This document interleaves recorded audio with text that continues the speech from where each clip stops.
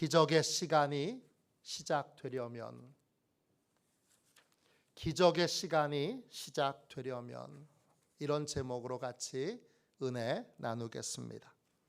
오늘 함께 읽은 요한복음 2장 1절부터 11절까지의 말씀은 예수님이 첫 번째 행하신 기적의 말씀입니다. 가나라고 하는 지역에 혼인잔치가 열렸습니다. 우리 결혼식은 채 1시간이 안 됩니다. 예식장에서 하는데 30분, 35분, 설교도 4분을 넘으면 안 됩니다. 그런데 유대인의 결혼식은 다릅니다. 유대인의 결혼식은 여러분 7일 동안이나 계속됩니다. 많은 손님을 초대하여 최대한 많은 음식을 나누고 많은 기쁨과 많은 즐거움을 나누는 것이 유대인의 결혼식입니다. 그런데 이 결혼식에 문제가 생겼습니다. 손님들은 계속 오고 있고 남아 있는데 포도주가 딱 떨어진 것입니다. 이제 더 이상 손님들에게 포도주를 공급할 수 있는 길이 없습니다. 이럴 때 어떻게 해야 됩니까? 우리 인생에도 내가 인생을 잘 살기 위해 준비한 것들이 있는데 그것이 내 인생의 문제를 해결해 주지 않을 때가 있습니다. 내가 준비한 것으로는 인생의 문제를 해결할 수 없을 때 그때 어떻게 해야 됩니까? 그럴 때야말로 인생에 기적이 필요한 순간입니다. 저는 연세대학교 대학원에서 구약을 전공했습니다. 처음 시험을 도전했는데 똑 떨어졌습니다. 시험을 한 번 실패하고 나서 공부도 했지만 시험이라고 하는 것 자체에 대하여 묵상을 많이 했습니다. 그때 중요한 거 한 가지를 깨달았습니다. 모든 시험은 하나님의 은혜가 필요하다는 것입니다. 시험을 완벽하게 준비하는 건 불가능하구나라고 하는 걸 깨달았습니다. 아무리 공부를 많이 해도 우리 기억의 용량이라는 게 한계가 있으니까 이 기억의 용량의 한계에 모든 시험에 필요한 지식을 다 넣을 수가 없습니다.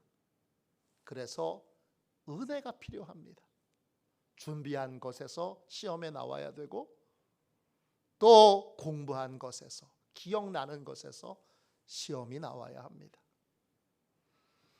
저는 그래서 두 번째 시험을 준비할 때는 공부도 성실하게 했지만 무엇보다 기도를 많이 했습니다. 교회 와서도 기도하고 또 연세대학교 그 캠퍼스 안에 들어가서 벤치에 앉아서도 기도했습니다. 그 결과 하나님의 은혜로 두 번째 시험은 합격할 수 있었고 그리고 제가 배우고 싶었던 존경하는 여러 교수님들과 좋은 교제를 나누며 많은 것을 배울 수 있었습니다. 내가 준비한 것으로 인생의 모든 문제를 풀 수 있으면 참 좋은데 인생이 그렇지 않습니다. 모든 인생에는 그렇기 때문에 은혜가 필요합니다. 은혜의 통로가 막히지 않도록 하십시오. 왜 공부 때문에 예배를 중단하면 안 되고 왜 바쁜 일 때문에 예배를 중단해서는 안 되는지 명확합니다. 저는 시험을 앞둔 학생들이나 시합을 앞둔 선수가 있을 때 꼭 기도를 받게 합니다. 왜냐? 실력 이상의 은혜가 필요하기 때문입니다. 부산에서 목회할 때 중학교, 고등학교 때부터 내내 아침마다 큐티를 하던 참으로 성실한 여학생이 있었습니다.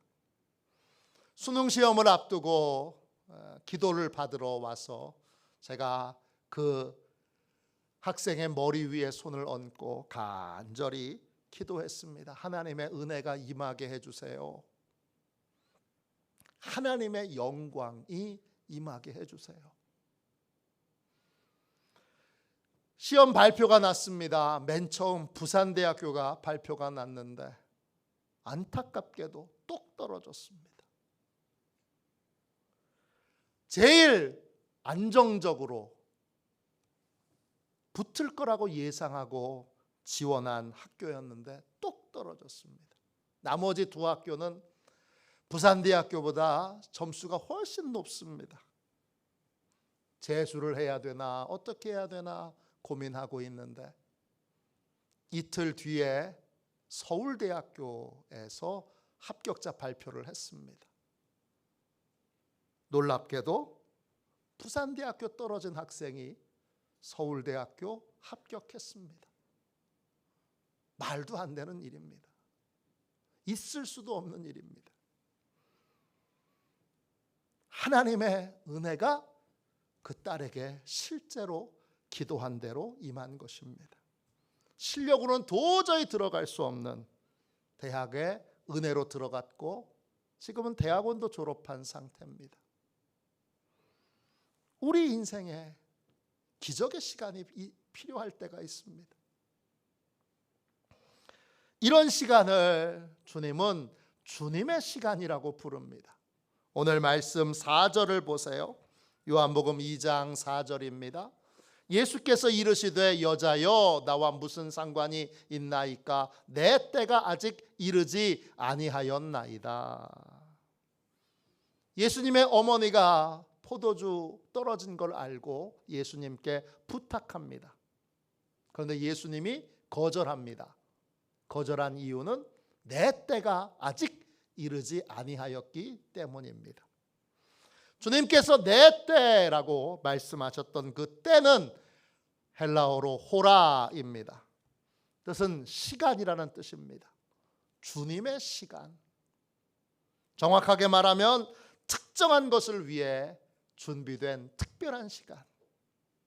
주님이 기적을 행하시는 시간, 주님이 은혜 베풀어 주는 시간이 바로 주님의 시간입니다. 가나의 혼인잔치에는 그런 기적의 시간이 필요했습니다. 그런데 안타깝게도 기적이 필요했고 또 기적을 베푸실 주님이 함께 계시지만 주님이 때가 되지 않았다. 그리고는 기적을 행하지 않으십니다.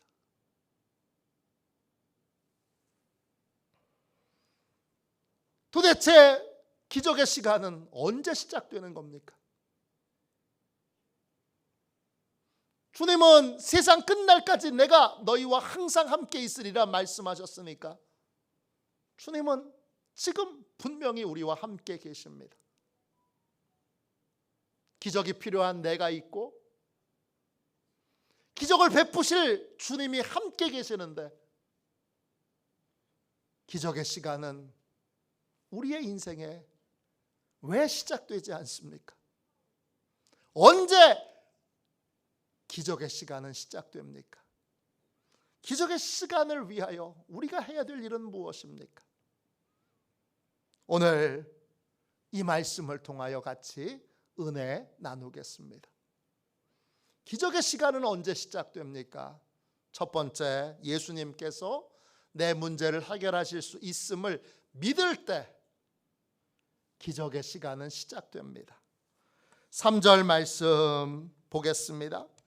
요한복음 2장 3절입니다. 포도주가 떨어진지라 예수의 어머니가 예수에게 이르되 저들에게 포도주가 없다 하니 문제를 해결할 수 있는 곳으로 가야 합니다. 아프면 병원 가야 합니다. 배고프면 식당 가야 합니다.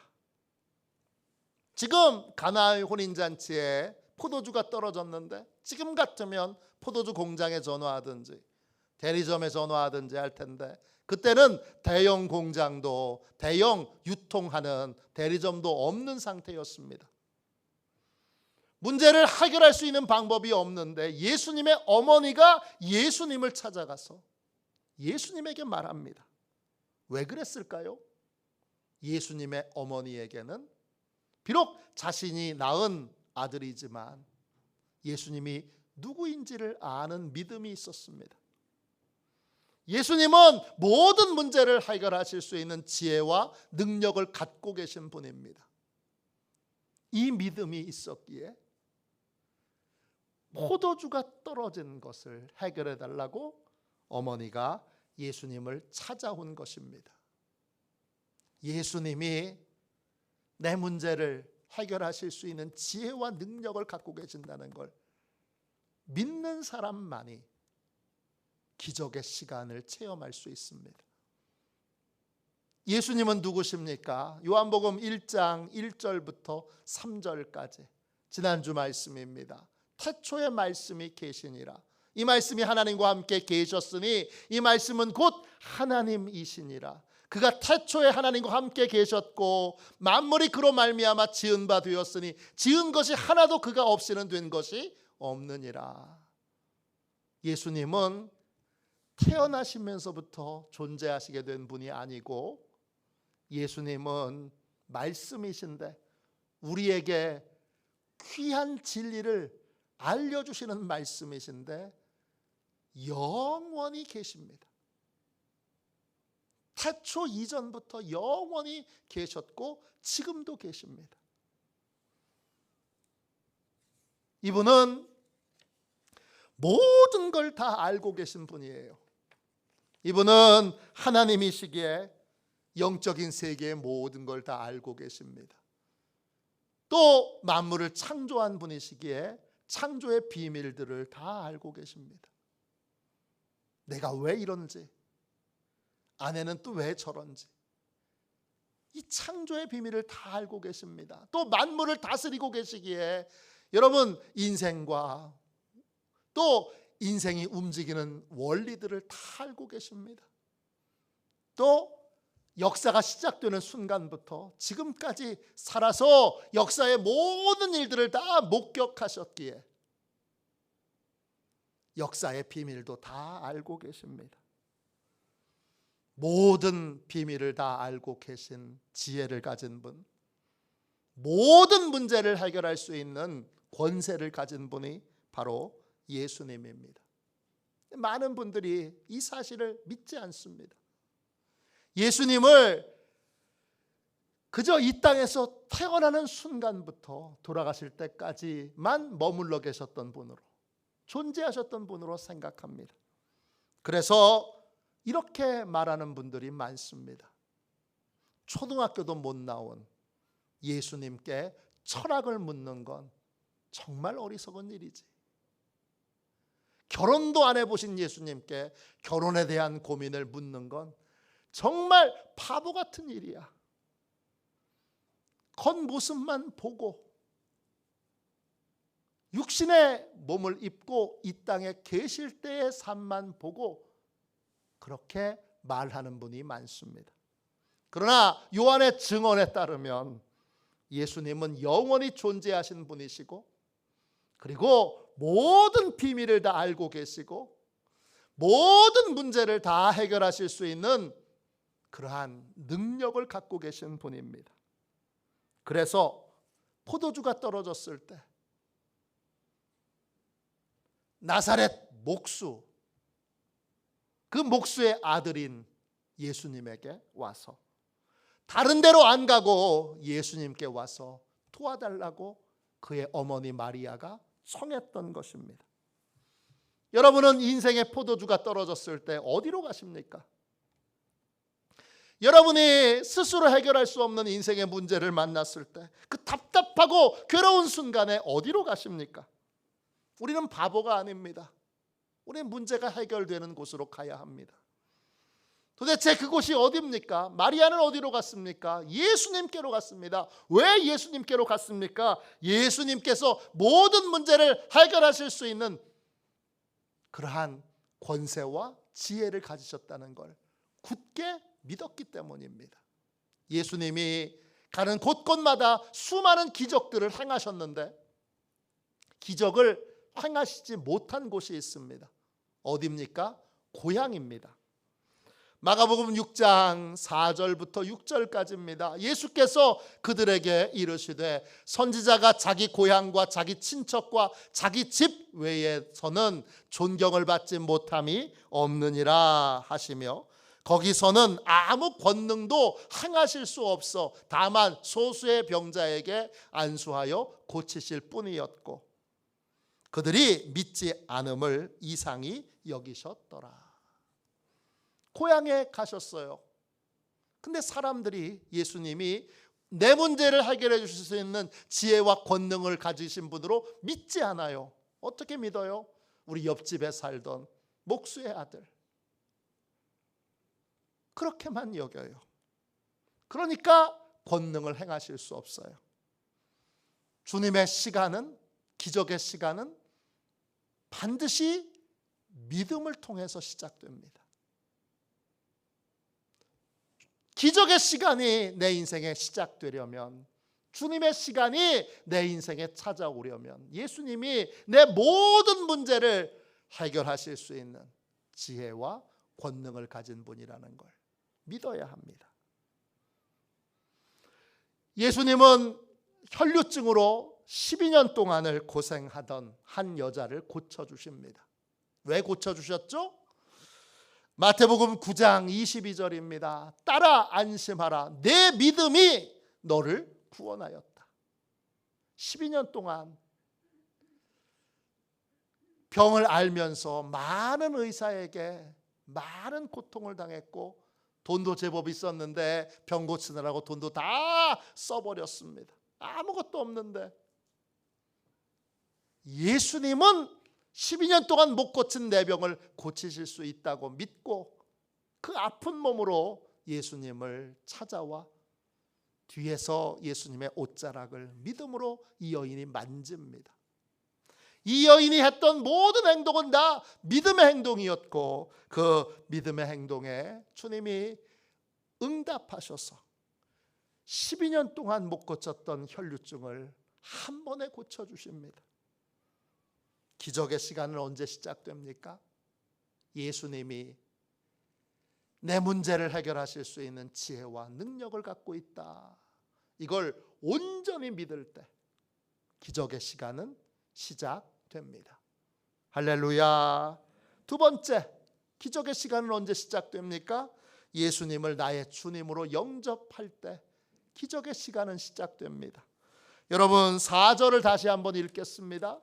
예수께서 이르시되 여자여 나와 무슨 상관이 있나이까? 내 때가 아직 이르지 아니하였나이다. 예수님의 어머니가 믿음으로 포도주 떨어진 문제를 해결해 달라고 예수님께 부탁합니다. 그런데 예수님이 나의 시간이 아직 되지 않았다. 나의 시간이 아직 오지 않았다. 그렇게 말씀하시고 거절하십니다.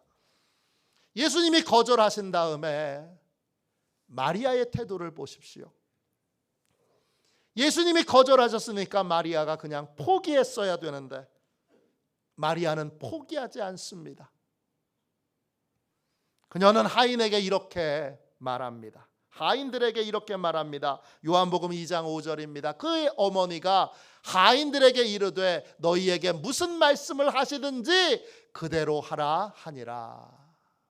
무슨 뜻입니까? 하인에게 이거 해라 저거 해라 명령할 수 있는 분은 주인뿐입니다. 그 하인들에게 손님은 명령할 수 없습니다. 손님이 얘기해도 하인은 안 듣습니다. 주인이 얘기할 때만 듣습니다. 지금 하인들에게 예수님이 무슨 말씀을 하시든지 그대로 하라 이렇게 명령한 건, 부탁한 건 예수님에 대한 태도와 자세를 바꾸라는 것입니다.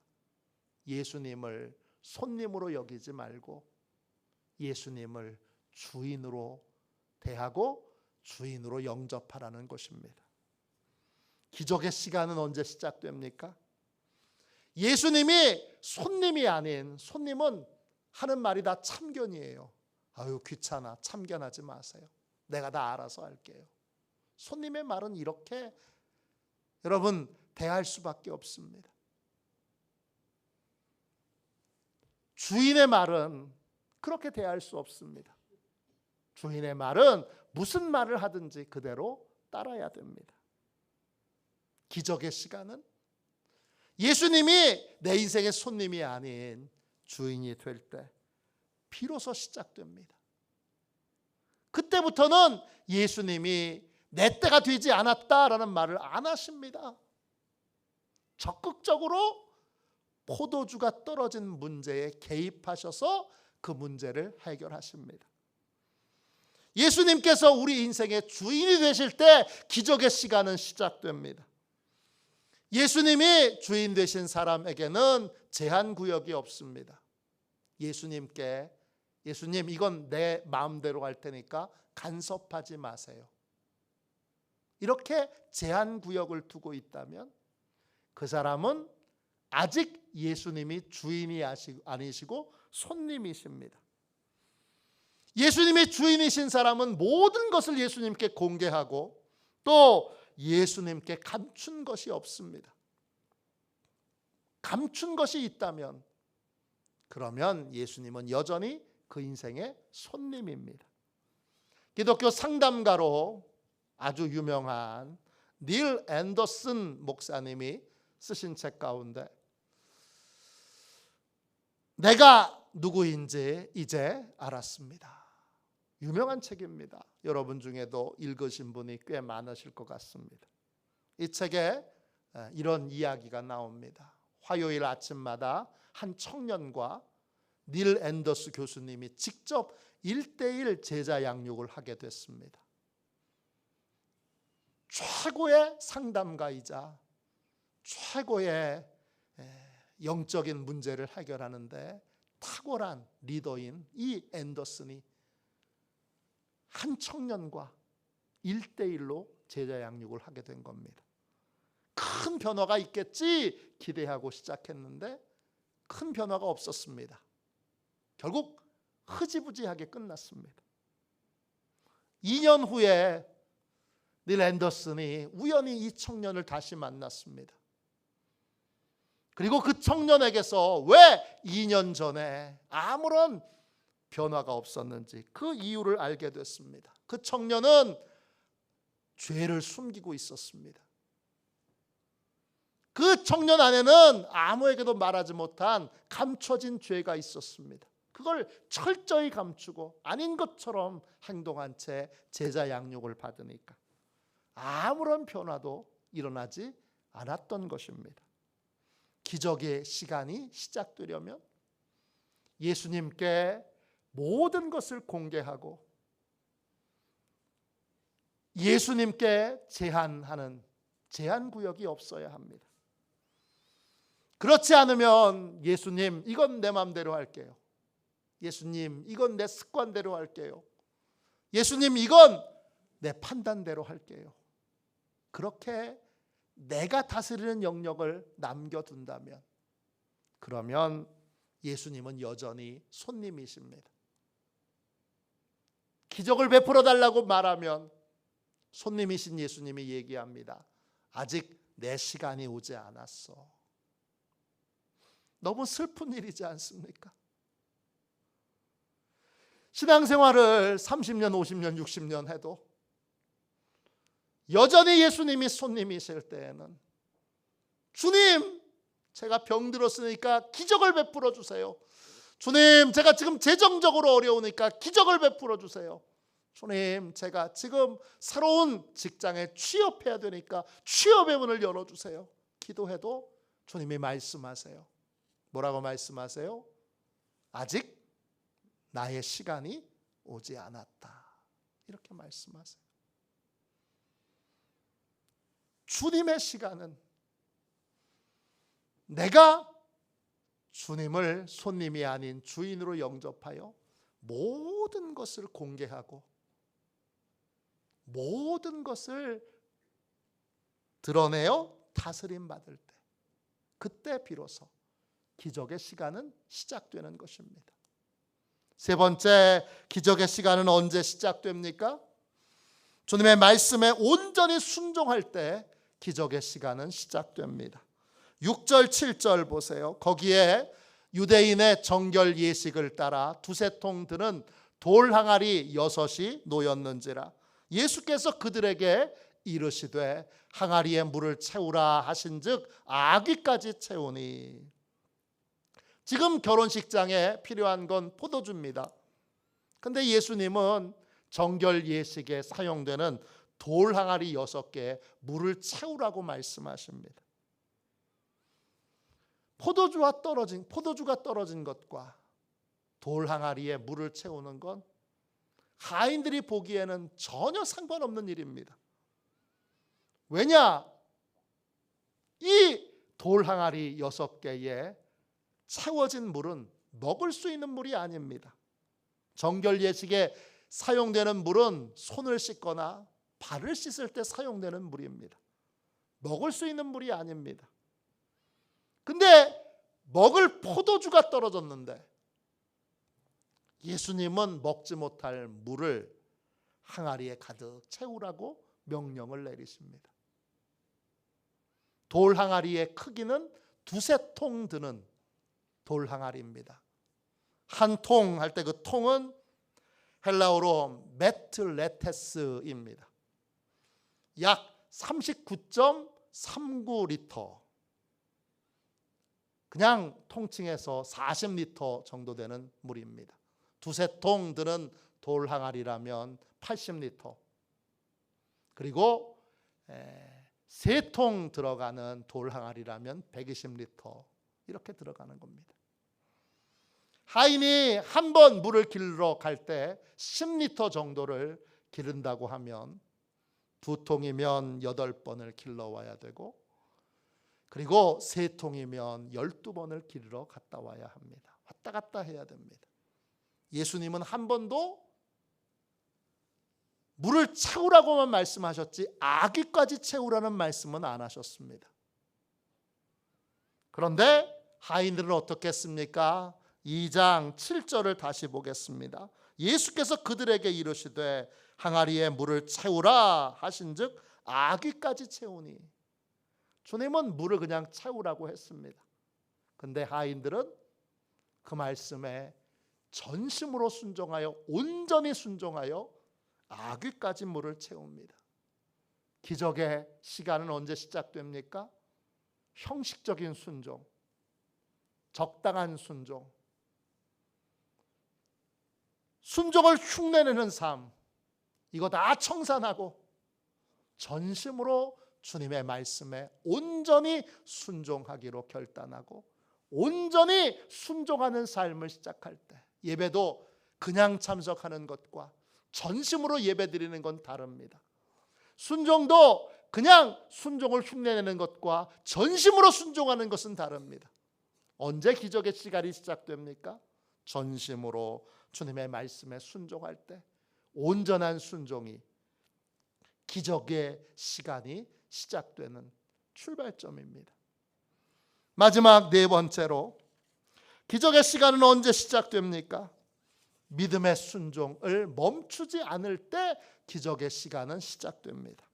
8절부터 10절까지 보세요. 이제는 떠서 연회장에게 갖다 주라 하시매 갖다 주었더니 연회장은 물로 된 포도주를 맛보고도 어디서 났는지 알지 못하되 물떠온 하인들은 알더라. 연회장이 신랑을 불러 말하되 사람마다 먼저 좋은 포도주를 내고 취한 후에 낮은 것을 내거늘 그대는 지금까지 좋은 포도주를 두었도다 하니라. 기적이 한 번의 순종으로 나타나는 경우도 있지만 대부분은 한 번의 순종으로는 기적이 나타나지 않습니다. 그런데 많은 분들이 한 번의 순종을 하고 나서 말합니다. 순종했는데도 안 됩니다. 기도하라 그래서 기도했는데 안 됩니다. 봉사하라 그래서 봉사했는데 안 됩니다. 11조 한 번 드리라 그래서 드렸는데 안 됩니다. 한 번의 순종을 하고 나서 순종했는데도 안 된다고 말합니다. 그런데 오늘 하인들을 보십시오. 물을 그 돌 항아리 6개 채우는 일이 얼마나 큰 일입니까? 그걸 다 온전히 순종하여 채웠습니다. 그런데 물은 조금도 바뀌지 않습니다. 여전히 먹을 수 없는 물입니다. 그런데 이 하인들은 실망하거나 예수님의 명령을 거부하거나 예수님께 따지지 않습니다. 예수님이 2번째 명령을 내리실 때 그들은 또 순종합니다. 물을 떠서 연회장에게 갖다 주라 합니다. 그래서 물을 떠서, 못 먹는 물인데 그 물을 떠서 연회장에게 가지고 갑니다. 그 가는 동안 이 떠놓은 물도 극상품 포도주로 바뀌고, 그리고 6개의 돌 항아리에 있던 그 못 먹는 물도 극상품 포도주로 바뀝니다. 연회장이 그 포도주를 맛보고 나서 최고의 포도주를 남겨놨다고 그렇게 칭찬합니다. 기적의 시간, 그 시간이 시작되려면 반복된 순종의 삶이 있어야 됩니다. 왜 반복해서 순종해야 합니까? 한 번만 순종해도 주님이 딱 알아들으시면 안 됩니까? 주님은 믿음을 보시기 때문입니다. 우리가 정말 주님을 온전히 믿고 의지하고 있는지를 주님은 반복된 순종을 통해서 확인하십니다. 반복된 순종을 할 때 하늘 문이 열리고, 그 포도주는 어디서 온 겁니까? 천국에서 온 거잖아요. 하나님이 보내주신 거잖아요. 만나를 보내주시듯, 메추라기를 보내주시듯 하늘의 창고가 열려서 땅에 내가 수고하고 애써서 거둬들이는 것이 아니라 하늘에서 하나님이 공급해 주시는, 하늘의 것을 공급받고 하늘의 것을 누리는 삶을 살 수 있게 되는 것입니다. 오직 반복된 순종을 통해서만 우리는 이런 하늘의 것을 누리고 하늘의 것을 공급받는 복된 인생을 살 수 있게 됩니다. 우리 인생에는 언제나 하나님의 은혜가 필요합니다. 내가 준비한 것만으로 인생의 모든 문제를 해결할 수 있다면 얼마나 좋겠습니까? 그러나 내가 준비한 것으로는 인생의 어떤 문제도 실상은 해결하지 못합니다. 인생의 문제를 해결하는 은혜가, 기적이 필요합니다. 기적이 임하는 주님의 시간은 언제 시작됩니까? 예수님의 참모습을 알고 예수님이 내 모든 문제를 해결할 수 있는 지혜와 능력을 갖고 계신 분이라는 걸 믿을 때, 또 그 믿음으로 예수님을 주님으로 영접하여 어떤 것도 감추거나 숨기거나 어떤 것도 내가 주인된 삶을 살지 않을 때, 그리고 온전히 그 말씀에 순종할 때, 한 번 순종으로 멈추지 않고 반복해서 순종할 때 우리는 하늘의 것을 공급받는, 내 힘으로 해결할 수 없는 하나님의 신비한 기적과 능력을 체험하는 기적의 은혜를 받고 기적의 은혜를 누릴 수 있게 됩니다. 2025년도가 시작됐습니다. 여전히 나라는 혼란하고 경제는 어렵고 우리 인생에 소망을 둘 곳이 없습니다.